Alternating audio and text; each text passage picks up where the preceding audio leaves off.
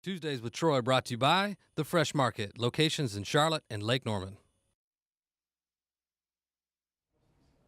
10 minutes after 7 o'clock now at WCCB News Rising. Well, it's a special Tuesdays with Troy this morning. Troy. I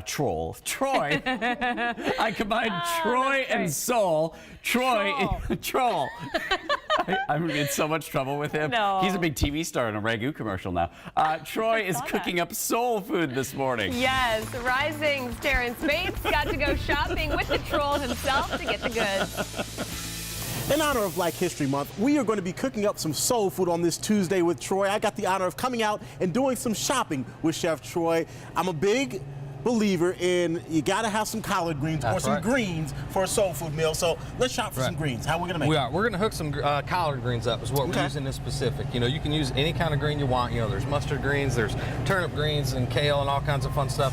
We're actually going to use just collard greens. Okay, so what am I looking for in a good collard? Well, they should be sturdy. They shouldn't be kind of wimpy and limp. They should be nice and sturdy. And, you know, these smaller pieces are actually better. They have a little bit smaller stem in them. They should be bright green. You know, this isn't really the season for collard greens, so if there's a little, you know, blemish around the outside, as long as they're firm, man, they're going to be good to go. Now, typically, collard greens are sold in bunches like this. How many do you need for, say, a big pot of greens? Because I know they cook down pretty quickly. Yes, if you're going to eat them raw, you know, you would just eat, you know, like one bunch or two, you know, but since we're going to make a whole pot of them because, you know, there's other components to this meal, well, let's just get a whole bunch. All right, let's just do that. Okay.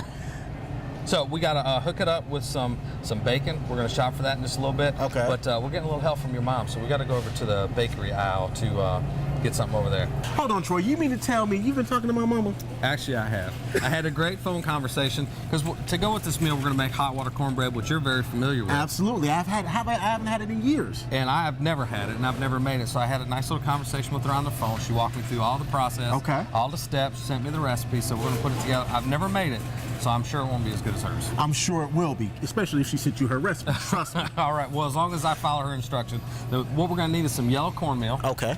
And we got the rest of the ingredients already, just some pantry ingredients. So this is really simple: hot water, and then the cornmeal, some salt, some sugar, and a little bit of technique, which of course you have. So I'm definitely looking forward to that. We'll see. I'm looking forward to that. Now for the collard greens, we got to pick up a spice on our way out. Okay, what you need? All right. Well, let's just see what we got over here. Well, you know what? Look, they just happen to have my favorite brand. How about some Chef Troy spice mix for the collards? Okay. And some back rub for the pork chops. And we are going to make pork chops. In fact, folks, in just a minute, we're going to go tell you how to pick out that perfect pork chop for you. Come on, Troy, let's finish shopping. Let's go. Okay, a shameless plug there, but I'm telling you, that is some good stuff. It works for really everything. Kicks it up a notch.